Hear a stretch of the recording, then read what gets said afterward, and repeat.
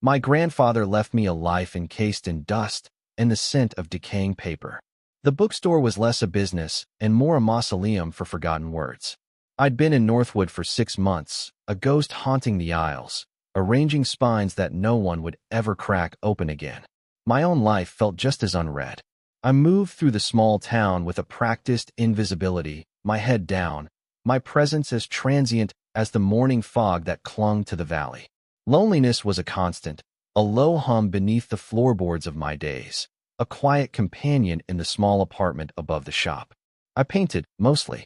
Canvases stacked against the wall, covered in sheets, were the only real conversations I had. They were filled with gray skies and empty streets, the architecture of my own isolation.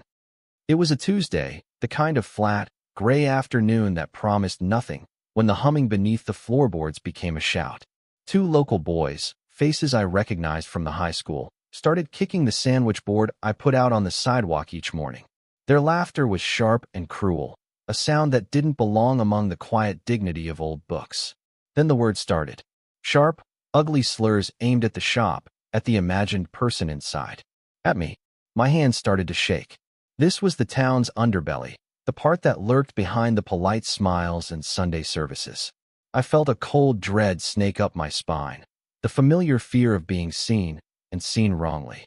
My first instinct was to hide, to turn off the lights and pretend I wasn't there, to let the storm pass.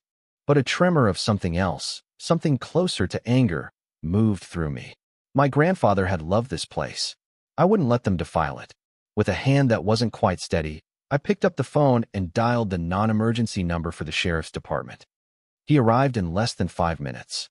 The bell above the door chimed, a sound usually associated with the rare, lost tourist, but his presence filled the space in a way no customer ever had. He was tall, broad in a way that seemed carved from the surrounding mountains, his uniform a crisp, dark navy against the shop's muted browns and grays. Deputy Caleb Hale. His name was on the brass plate pinned to his chest. He didn't look at me at first. His gaze, a startlingly clear, steady blue, was fixed on the 2 boys, who had frozen mid-jeer. He said nothing. He simply stood there, a silent, immovable object, and the boys' bravado evaporated like steam. They mumbled apologies, their faces flushed, and scrambled away down the street. Only then did he turn to me. "You all right?" His voice was low, a gravelly rumble that seemed to settle in the air. It was calm, without a trace of the tension that still had my heart hammering against my ribs. I could only nod, my throat tight. He took a slow look around the shop, his eyes lingering on the stacks of books, the worn armchair in the corner, the faint layer of dust on everything. It wasn't a judgmental look. It was observant, as if he were cataloging the details, committing them to memory. He moved with a quiet economy, his boots making soft, solid sounds on the old wooden floor. He stopped in front of me, the scent of clean soap, leather, and something cool and outdoorsy reaching me. It was a stark contrast to the stale air of the store. "This happen often?" he asked. "No. First time," I managed to say, my own voice sounding thin and reedy. He nodded slowly, his gaze intense. He seemed to be looking right through the nervous facade, seeing the bone-deep tremor I was trying so hard to conceal. He reached into his breast pocket and pulled out a small, white business card and a pen. He clicked the pen, the sound sharp in the quiet room. Leaning against a stack of biographies, he wrote something on the back of the card. It wasn't his official number. I saw him scrawl my name, Leo, across the top, and then a series of digits below it. He straightened up and held the card out. When I reached for it, his fingers brushed mine. A jolt, small but unmistakable, went through me. But he didn't let go of the card. He held it there, forcing me to meet his eyes. Then, with his other hand, he did something that shattered the quiet rhythm of my life. He reached out, his movements deliberate, and took my jaw in his hand. His thumb rested on the hinge of my jaw, his fingers firm against my cheek. His hand was warm and slightly calloused, a solid, grounding weight. My breath hitched. The world narrowed to the pressure of his touch and the unnerving stillness of his blue eyes. "If it happens again, you call me directly," he said, his voice a low command. "Doesn't matter the time." He slid the card from between our fingers, folding my own hand over it with his. He held it there for a beat longer than necessary.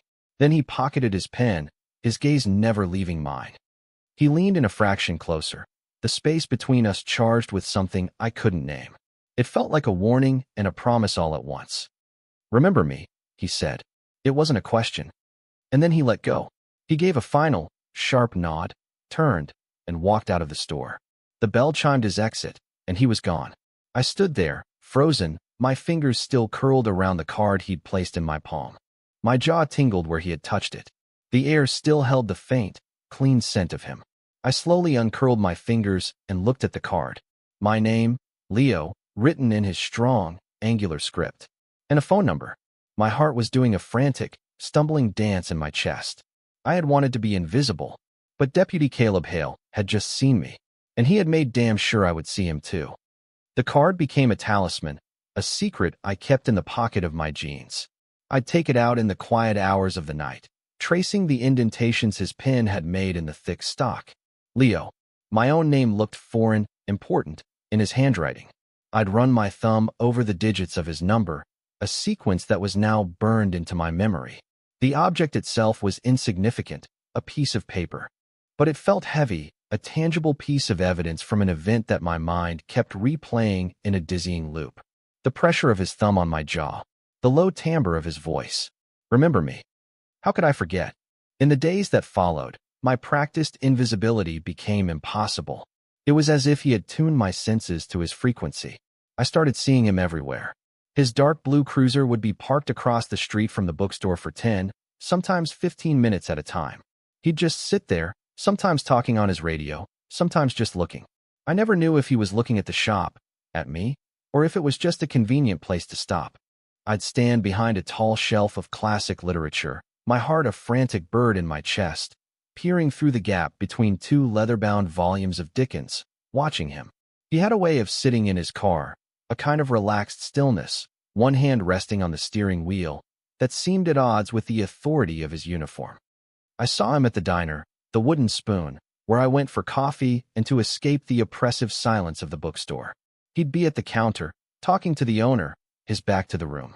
I could study the broad line of his shoulders, the way his dark hair was cut short and neat at the nape of his neck. He never turned around, never acknowledged my presence, yet I felt pinned by his awareness. It was a strange, unnerving feeling, like being watched by someone who wasn't looking.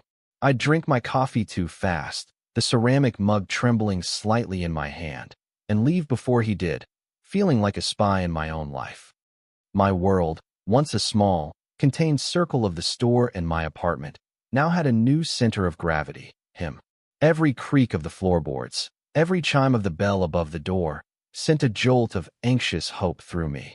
Was it him? Would he walk back in? What would I even say? The questions were a frantic chorus in my head. I started painting again, but the gray landscapes felt wrong. I found myself sketching a hand, a jawline, the set of a shoulder. I'd get halfway through and then scrub it out, angry and embarrassed, the charcoal a smudge of guilt on my fingers. He was a puzzle I couldn't stop trying to solve. The gesture with the card, it was so far outside the bounds of standard police procedure. It was personal. But what did it mean? Was it a protector's instinct? A warning to the town's less savory elements that I was under his watch? Or was it something else? Something more complicated? My mind, prone to overthinking in the best of times, went into overdrive. I'd lie in bed at night, the sounds of the small town filtering up from the street below, and analyze every micro-expression I had cataloged. The slight narrowing of his eyes when he'd looked at the boys. The way his mouth had been a firm, straight line. The unwavering intensity of his gaze when he'd held my jaw. There was no softness there, no hint of a smile. It was all control, power, and an unnerving focus. It should have been terrifying. It was. But it was also the most potent, real thing I had felt since arriving in Northwood. About a week after the incident, it happened again. The contact. I was coming back from the small grocery store, my arms full of a paper bag that was threatening to tear. I was fumbling for my keys at the shop side entrance when a can of soup slipped from my grasp, hit the pavement with a loud clang, and rolled into the street. I swore under my breath, juggling the bag as I bent down to retrieve it.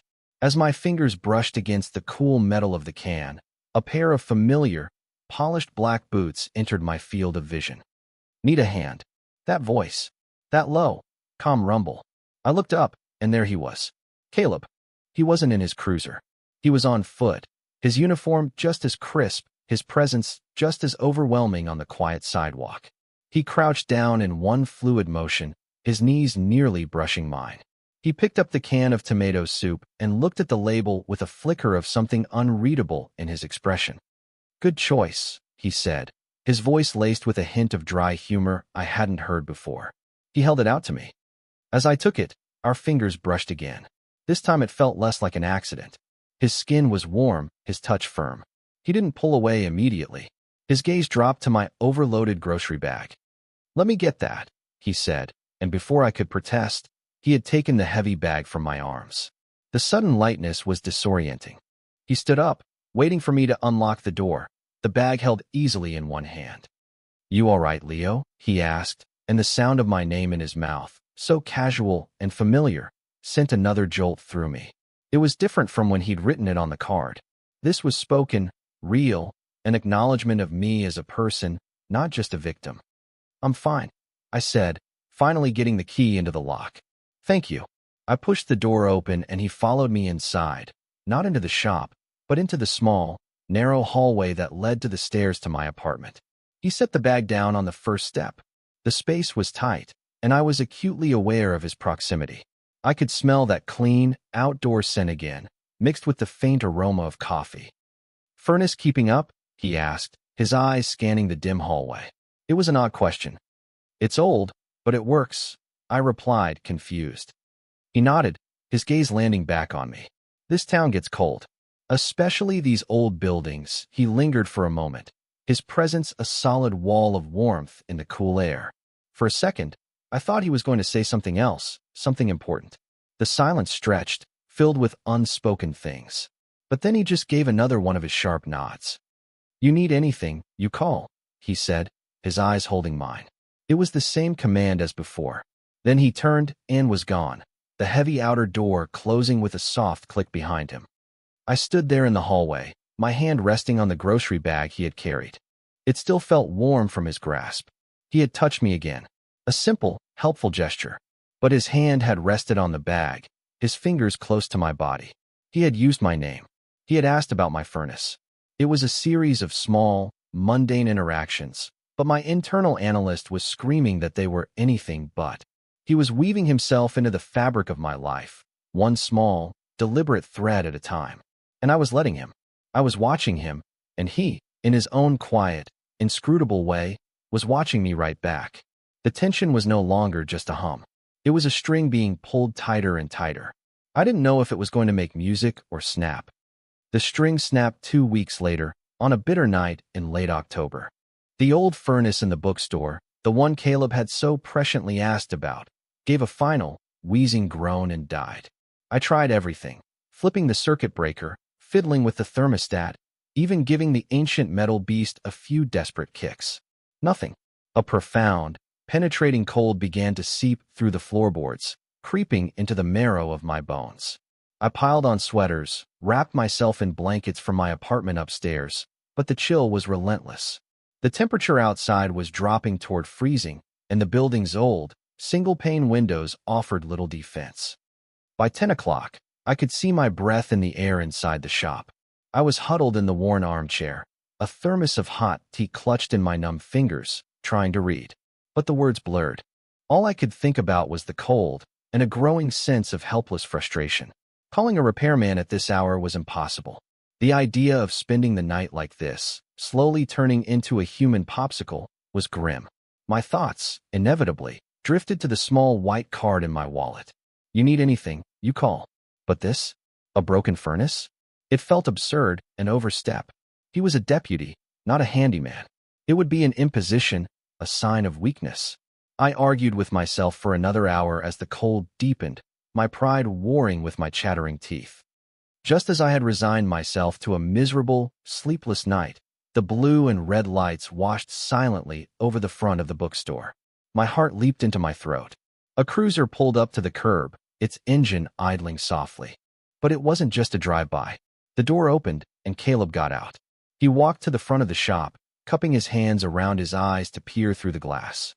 The shop was dark except for the small reading lamp by my chair. He saw me. He raised a hand and pointed at the door, a questioning gesture.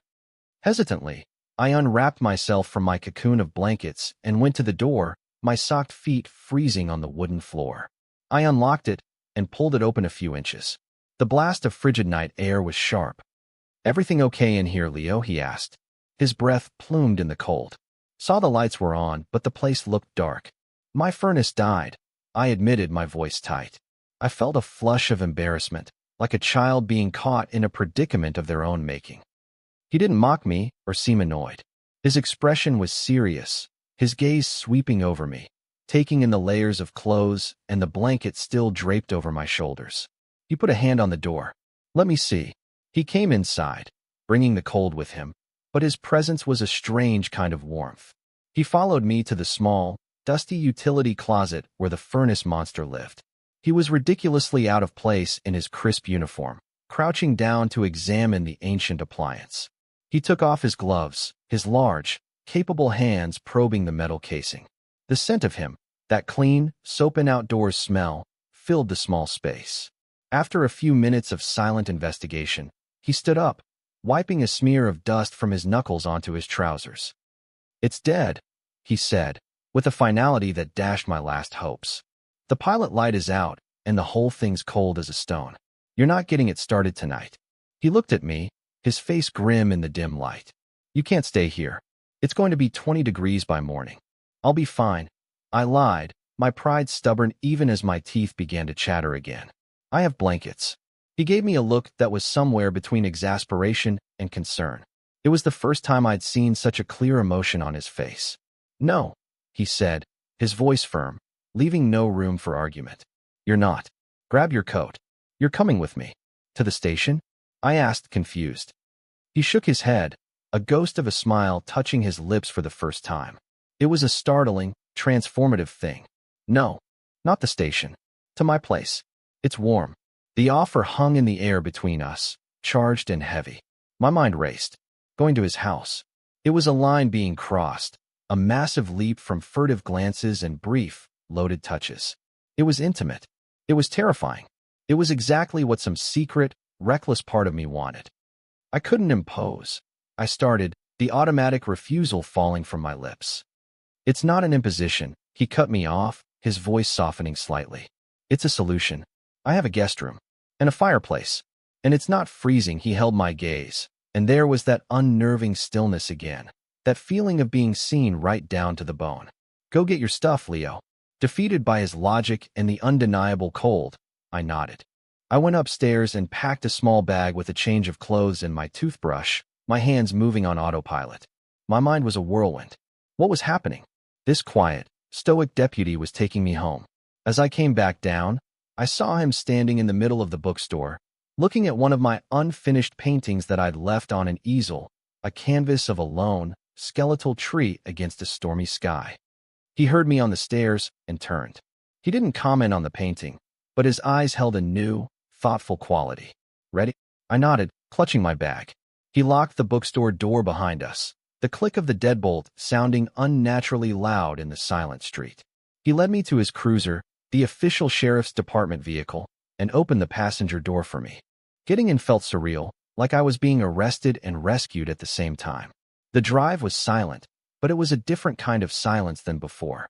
It was the silence of forced proximity, of a decision made and a new territory being navigated. We left the sparse lights of Northwood behind, turning onto a dark, winding road that led up into the hills. His cabin was small, set back from the road in a clearing of tall pines. It was made of dark wood, with a plume of smoke rising from a stone chimney, a welcoming beacon in the cold darkness. Inside, it was exactly what I had expected and nothing like I had imagined. It was masculine, yes, all wood and leather and stone, but it was also clean, ordered, and comfortable.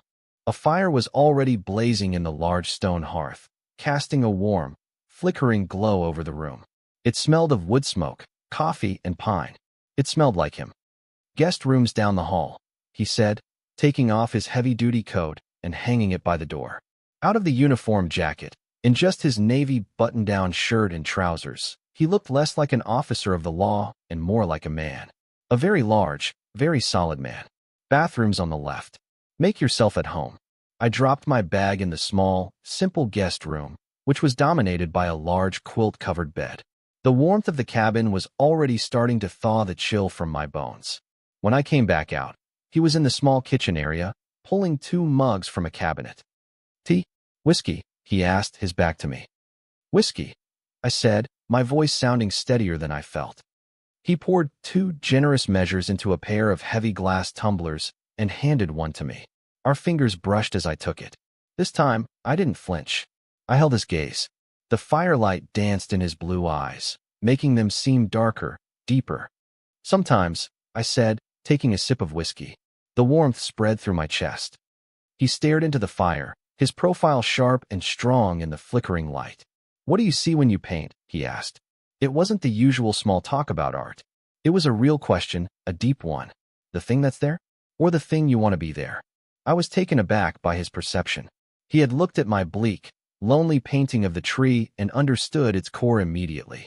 He had seen the feeling behind it, not just the image. "I used to think I painted what was there," I answered honestly, my voice barely above a whisper. "Lately, I'm not so sure." He nodded slowly, as if that made perfect sense to him. He took a drink of his whiskey, the movement slow and deliberate.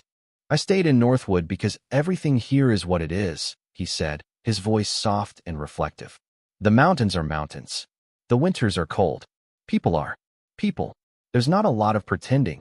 He turned his head to look at me, his gaze direct and heavy. "It's honest. I like that." In that moment, sitting in his cabin, warmed by his fire, I saw a crack in the stoic armor. I saw the man who valued honesty, who saw the pretense in my paintings, who had offered me shelter without a second thought. The stoic protector had a moment of softness, and it was more disarming than any show of power had been.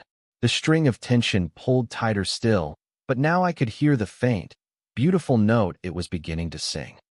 I woke the next morning to the smell of coffee and frying bacon. For a disoriented moment, I didn't know where I was. The bed was warm, the quilt heavy and comforting. Then it all came flooding back. The dead furnace, the silent car ride, the fire, the whiskey. Caleb. I was in his house.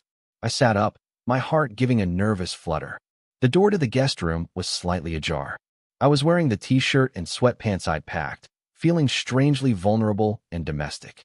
I found him in the kitchen, standing at the stove. He was wearing a plain gray Henley that stretched across his broad back, his feet bare on the wooden floor. He seemed completely at ease, moving with a familiar grace in his own space. He heard my footsteps and glanced over his shoulder. "Morning," he said, his voice still thick with sleep. "Coffee's ready. Eggs will be in a minute." "You didn't have to do that," I said, hovering awkwardly in the doorway between the main room and the kitchen. "I was hungry," he replied simply, turning back to the sizzling pan. "Figured you might be too." We ate at a small wooden table that looked out a large window at the pine forest. The morning sun streamed in, illuminating the dust motes dancing in the air. It was quiet, the only sounds the clink of our forks against the plates and the chirping of birds outside. It was so normal, so terrifyingly, beautifully normal.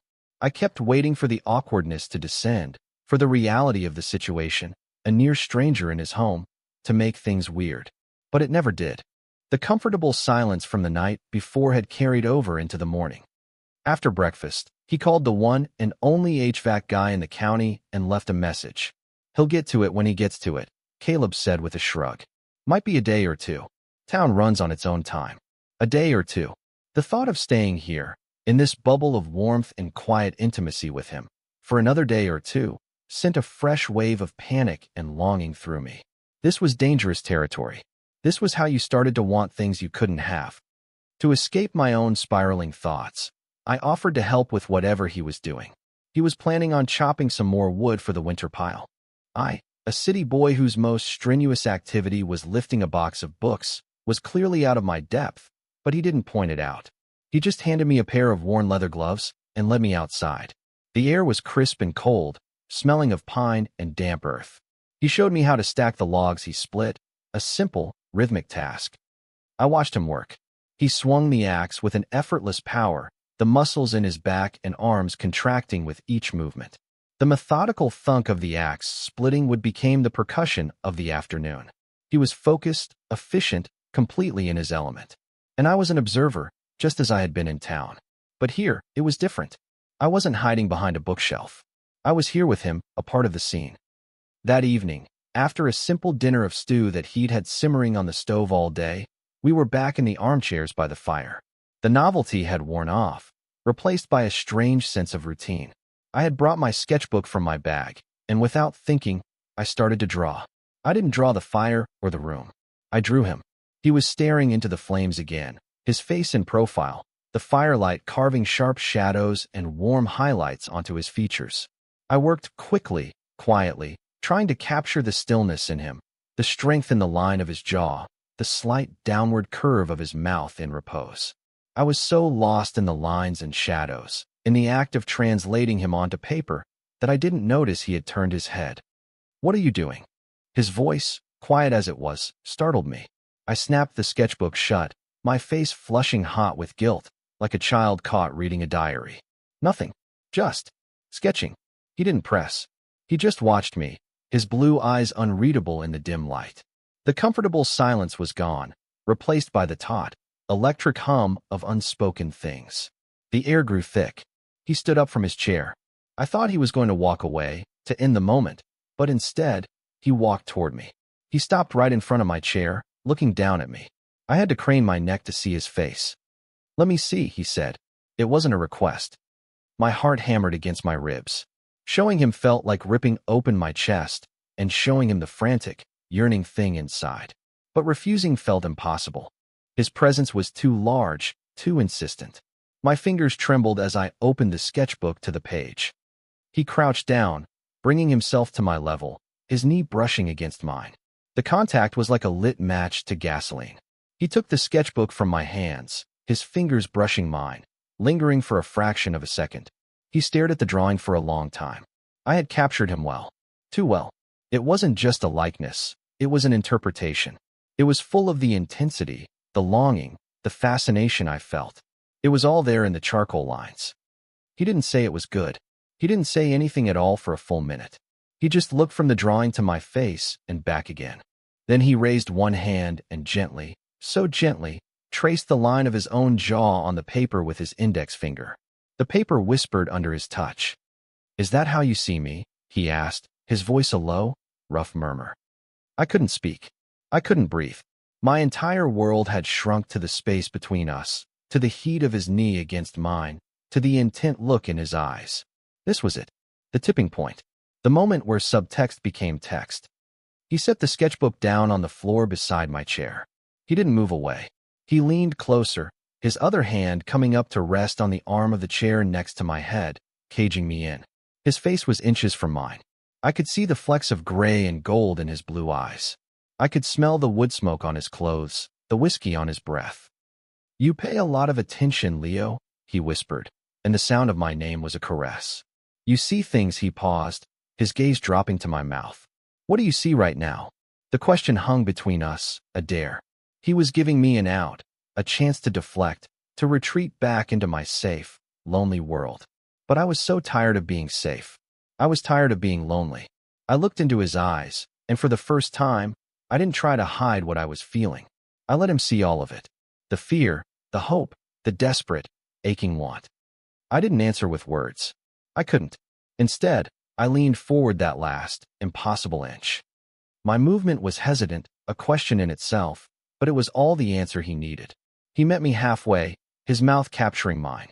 The world didn't explode. It went still. Utterly, completely still. All the noise in my head, the frantic analysis, the fear, the second-guessing, it all just stopped. There was only this. The kiss wasn't gentle, but it wasn't rough either. It was deliberate. It was sure. It was the kiss of a man who knew exactly what he wanted and had been waiting a long, patient time to take it. His lips were firm, warm, and tasted of whiskey and smoke. His stubble was a rough, pleasant friction against my skin. One of his hands moved from the arm of the chair to the back of my neck, his fingers threading into my hair, holding me there. Not forcing, just securing. Grounding me. The other hand came to rest on my jaw, his thumb stroking the same spot he had touched that first day in the bookstore. It was a conscious echo, a closing of a circle. Remember me. My own hands, which had been frozen at my sides, came up to rest on his chest. I could feel the solid, steady beat of his heart under my palm, a rhythm as constant and reassuring as the thud of his axe against wood. I kissed him back, a flood of pent-up longing and unspoken confessions pouring out of me. It was a conversation we'd been having for weeks, finally spoken in a language we both understood. This was the answer to the business card, to the lingering looks, to the grocery bag, to the question about my painting. It was yes. The answer was yes. He deepened the kiss, his tongue tracing the seam of my lips, a silent request for entry that I granted without hesitation. It was overwhelming, the intimacy of it. He explored my mouth with a slow, confident thoroughness that left me breathless. It wasn't a rushed, frantic thing. It was a discovery, a claiming. After a long, timeless moment, he pulled back, but only slightly. Our foreheads rested together. His eyes were closed, his breathing a little ragged. My own was a mess. His hand was still tangled in my hair, his thumbs still making slow, hypnotic circles on my jaw. Leo, he breathed, the name a puff of warm air against my lips. He didn't say anything else. He didn't have to. I opened my eyes and looked at him. His face, so close to mine, was stripped of its stoic mask. In its place was a raw, unguarded vulnerability that mirrored my own. The protector, the deputy, the immovable object, he was gone. In his place was just Caleb. And he was looking at me like I was the only thing in the room, the only thing in the world. This wasn't a mistake. It wasn't a moment of weakness or a trick of the firelight. This was real. The string hadn't snapped. It had finally played its note. And it was the most beautiful, terrifying sound I had ever heard. He didn't say, "I've been waiting to do that," or "I wanted this." He didn't need to. The truth of it was in the way he held me, in the slight tremor I could feel in the hand that was cupping my face. He, too, had been on edge. This man of control had been living on the same precipice as I had. He kissed me again, softer this time. It was a kiss of confirmation, of reassurance. It was a promise that the world that had just tilted on its axis was not going to spin out of control. When he pulled away, he looked at my sketchbook lying on the floor. Then he looked at me. "This," he said, his voice a low, rough thing, gesturing between the two of us. "What's happening here? It's not just in your head. It's not a painting." My throat was tight with a sudden, sharp emotion. "I know," I whispered. It was all I could manage. He stood up then, pulling me with him. My legs felt unsteady, like I'd just gotten off a boat. He laced his fingers through mine, his grip firm and warm. He didn't lead me to the guest room. He led me down the short hallway to his own room. It was as simple and Spartan as the rest of the house, dominated by a large wooden bed frame and the lingering scent of him. He stopped by the side of the bed and turned to face me, his hands coming up to frame my face. "Stay," he said. Just that one word. It held everything. "Stay here, with me, tonight. Stay in this moment. Don't run." I nodded, unable to find my voice. There was no frantic tearing of clothes. Everything was slow, deliberate. He undressed me with a reverence that made my skin ache, his eyes never leaving mine.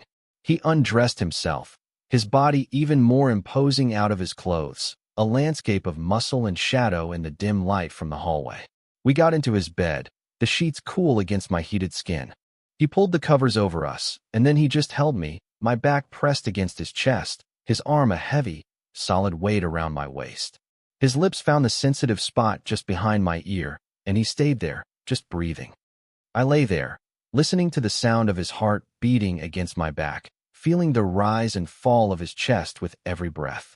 The loneliness that had been my constant companion for so long felt like a distant memory, a story about someone else. For the first time since I'd arrived in Northwood, I didn't feel like a ghost. I felt solid. I felt seen. I felt home. I fell asleep not to the sound of the wind or the creaking of an old building, but to the steady, reassuring rhythm of Caleb's breathing. I woke with a start, the morning light a pale, gray filter through the window. The space beside me in the bed was empty. The sheets were cold. Panic, cold and sharp, seized me. He was gone. My mind, my worst enemy, immediately started its frantic, cruel work. "He regrets it. It was a mistake. He woke up, saw you here, and fled." The quiet intimacy of the night before felt like a dream, a fantasy I had constructed. The reality was this empty room, the lingering scent of him on the pillow, a mocking reminder of what I'd already lost. The silence of the cabin, which had felt so peaceful, was now oppressive, heavy with his absence. My chest felt tight, my breath shallow. I had been so stupid. I had let myself believe, for a few short hours, that this could be something real. I had mistaken a moment of shared loneliness for a connection. He was a man of action, of simple truths. Maybe he had just been cold or curious, and now, in the clear light of day, he was back to being Deputy Hale, the stoic protector of Northwood, and I was back to being the town's reclusive, pathetic bookseller. I scrambled out of bed, my movements clumsy and rushed. I had to get out of there. I couldn't bear the thought of him coming back and finding me still in his bed, a clingy, unwanted reminder of his momentary lapse in judgment. The awkward conversation, the polite but firm dismissal, I couldn't face it. It was better to just disappear, to retreat back to my dusty fortress and pretend it never happened. I found my clothes from the day before folded neatly on a chair. My hands shook as I pulled on my jeans and sweater. Every sound was magnified, the whisper of fabric, the soft thud of my own feet on the wooden floor. I crept out of his room and down the hall, my heart pounding a frantic rhythm of escape. I grabbed my bag from the guest room, my sketchbook peeking out of the top. The drawing of him. A fresh wave of shame washed over me. I was at the front door, my hand on the cold metal of the knob, when the door swung inward. Caleb stood there, filling the frame. He was wearing a heavy jacket and gloves, and held a splitting axe in one hand. His hair was damp from the cold morning air, and his cheeks were flushed. He had been outside, chopping wood. A mundane, normal, Saturday morning chore. He stopped dead when he saw me, standing by the door with my bag in my hand, poised for flight. His eyes took in my clothes, my bag, the wild, panicked look on my face. The flicker of casual morning contentment in his expression vanished, replaced by something sharp and knowing. The air crackled with my silent, screaming panic. He didn't say, "Where are you going?" He didn't look angry or annoyed. He just looked disappointed. He leaned the axe against the wall outside, pulled off his gloves, and stepped inside, closing the door softly behind him. He walked toward me, his movements slow and deliberate, as if approaching a spooked animal. "Don't," he said, his voice quiet but firm. The word stopped me cold. It wasn't a command, not like before. It was a plea. He stopped a few feet away from me. He didn't try to touch me. He just held my gaze, his own eyes searching mine. "I woke up this morning," he said, his voice a low rumble, and the first thing I thought was, "Good." He paused, letting the words sink in. Not "what did I do?" Not "this was a mistake." Just, "Good." My throat was so tight I couldn't speak. The frantic narrative my mind had been spinning began to unravel, exposed as the flimsy fiction it was. "I woke up," he continued, his gaze unwavering, "and I felt settled, for the first time in a long time. Then I looked over, and you were here. And that felt right." He took a slow breath. "I went out to chop some wood, because that's what I do on Saturday mornings. I was going to come back in, make us coffee, and see if you were awake yet." He took a step closer, and this time he did reach out, not for my jaw, but for my hand. He gently pried my fingers from the strap of my bag and laced his own through them. His hand was cold from being outside, but it was a solid, real anchor in my sea of panic. "So don't," he repeated, his voice even softer. "Don't run. Not from me."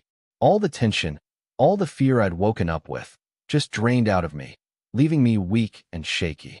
I could only nod, my eyes burning with unshed tears. He squeezed my hand, a simple gesture of reassurance that spoke volumes. He led me away from the door and into the kitchen. He didn't let go of my hand as he started the coffee maker with his free one. The silence returned, but it was the silence of the night before, comfortable, safe. The morning after unease, the product of my own anxious mind, had been dismantled by his simple, honest words. Later that day, the HVAC guy called back. The part for my furnace had to be ordered. It would be Monday at the earliest. "Looks like you're stuck with me," Caleb said, his tone matter of fact, but there was a light in his eyes, a hint of a smile at the corners of his mouth. On Sunday afternoon, he had to go into town for a few hours for his shift. "Stay," he said, as he put on his uniform. The fire's going. Make yourself at home. I'll be back before dark. The idea of returning to town, even for a few hours, felt like a test. The cabin was a bubble, a world apart. The town, with its prying eyes and quiet judgments, was reality. As he prepared to leave, I felt a familiar anxiety creep back in. This was easy here in private. What about out there? He must have seen it on my face. As he stood by the door, fully dressed in his official capacity as Deputy Hale, he paused. He walked back over to me, took my chin in his hand, a gesture that was now tender instead of intimidating, and gave me a slow, lingering kiss. It was a bold, definitive act. "I'll be back," he said against my lips. And I believed him. When he was gone, the cabin was quiet but not empty. His presence lingered. I spent the afternoon not hiding or pacing, but sketching. I drew the inside of the cabin, the worn leather of his armchair, the view of the pines from the window. I was painting what was there, and for the first time, it felt like enough. He was true to his word, returning just as the sun began to set, casting long shadows through the trees. He walked in, and the first thing he did was shrug off the weight of his uniform and his public persona. He came over to where I was sitting and kissed me, a greeting as natural as taking off his boots. The real test came on Monday. The furnace was fixed. It was time to go back. The bubble was about to burst. He drove me back to the bookstore in his personal truck this time, not the cruiser. He parked and walked me to the door. I expected him to say goodbye on the sidewalk, to retreat back to the safe distance we had maintained before. But he didn't. He followed me inside. The bookstore was cold and smelled stale. The contrast with the warmth and life of his cabin was stark. As I stood awkwardly in the middle of my dusty, silent world, the bell above the door chimed. Marge, the town's most notorious gossip, who ran the bakery across the street, poked her head in. "Leo, dear, just wanted to see if you were all right. Saw the deputy's truck," she said, her eyes darting from me to Caleb and back again, her gaze sharp and hungry for information. I felt myself flinch, my old instinct to become invisible kicking in. I braced for Caleb to step away, to put a professional distance between us, to offer a plausible explanation for his presence. He did none of those things. He simply turned to face her, his expression placid. He took a half-step closer to me, and I felt the warmth of his hand rest gently on the small of my back. It was a small gesture, almost unnoticeable, but to me, it was a declaration. It was an anchor. It was him, standing his ground. Standing with me. "Furnace went out," Caleb said to Marge, his voice calm and even.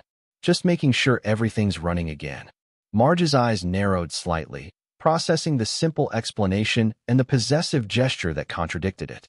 She gave a tight, knowing smile. "Well, isn't that neighborly of him?" she said, her voice dripping with insinuation. She finally retreated, the bell chiming her departure. I let out a breath I didn't realize I'd been holding. The test had come, and he hadn't wavered. He hadn't hidden. His hand was still on my back, a warm, solid weight. He turned to me, his eyes searching mine. "You okay?" I nodded, a real smile, my first in what felt like days, spreading across my face. "Yeah, I'm okay."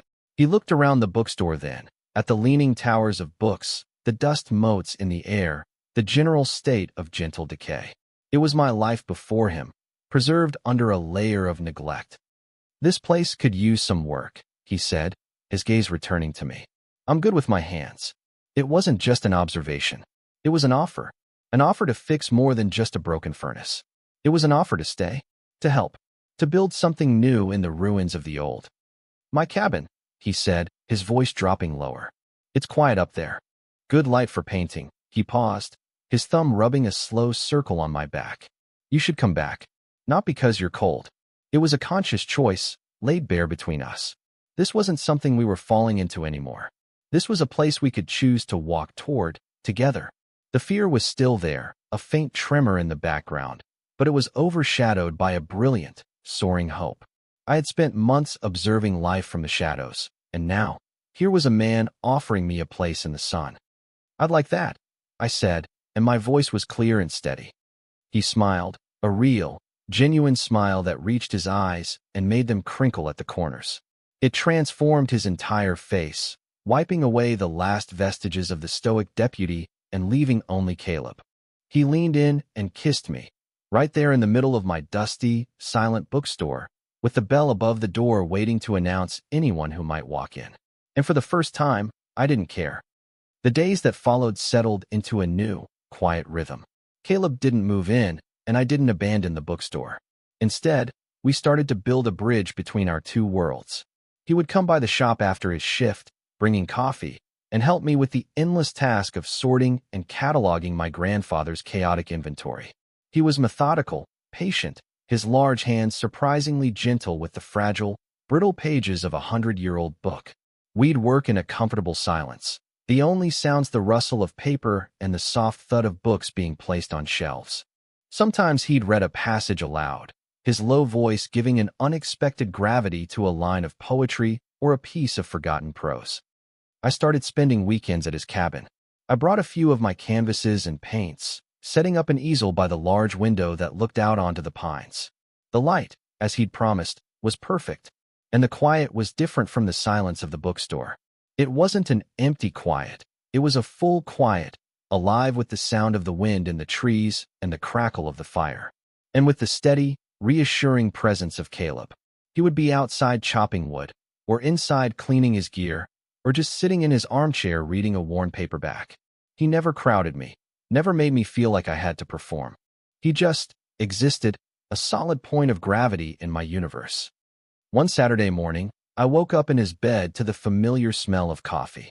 I padded out to the kitchen and found him standing at the counter, pouring hot water over coffee grounds in a press. He was wearing that same gray Henley, his hair still messy from sleep. He turned and smiled when he saw me, a slow, easy smile that I was coming to know and cherish. "Morning," he said. "Morning," I replied, coming to stand beside him. I leaned against the counter, our shoulders brushing. The simple, casual contact sent a familiar warmth through me. There was no tension in it anymore, only a deep, abiding comfort. He handed me a warm mug, and our fingers brushed. It was the same touch that had once sent a jolt of panic through me, the same touch that had felt so loaded with meaning and danger. Now it just felt right. It felt like us. We stood there for a while, sipping our coffee, watching the sun rise over the mountains, painting the sky in shades of pink and gold. We didn't speak. We didn't need to. The silence was full of everything we had built in the past few weeks: trust, affection, and a quiet, profound understanding. I looked at him, at his strong profile silhouetted against the morning light. I thought about the man who had strode into my shop all those weeks ago, a formidable, unreadable force of authority. The man who had taken my jaw in his hand and commanded me to remember him. I had been so afraid of him, so intimidated by his power and his stillness. I had spent so much time trying to decipher him, to understand his motives. But the truth was, he was never a puzzle to be solved. He was just a man, an honest man, in a world I had found to be full of pretense. A man who saw a lonely, scared person and offered him a lifeline. He hadn't tried to change me or fix me. He had simply made space for me. He had opened the door to his world and invited me in, and then he had patiently, quietly, helped me open the door to my own. He turned his head and caught me watching him. He didn't ask what I was thinking. He just held my gaze, his blue eyes soft in the morning light. He reached out and tucked a stray piece of my hair behind my ear, his touch infinitely gentle. In that moment, I felt a profound sense of peace settle over me, a feeling I had been chasing my entire life. The loneliness that had defined me for so long was gone, replaced by this quiet, sturdy man making coffee in his kitchen. The feeling of being a ghost, an observer in my own life, had vanished. I was here. I was solid. I was part of this scene, part of this sunrise. I thought back to the beginning, to my life of dust and shadows, to the fear and isolation. It felt like a lifetime ago. I had been so convinced that my life was a closed book, destined to sit on a shelf and gather dust.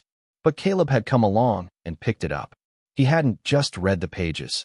He had written himself into them. He had started a new chapter. He leaned in and kissed me, a soft, coffee-flavored kiss that tasted like a new beginning.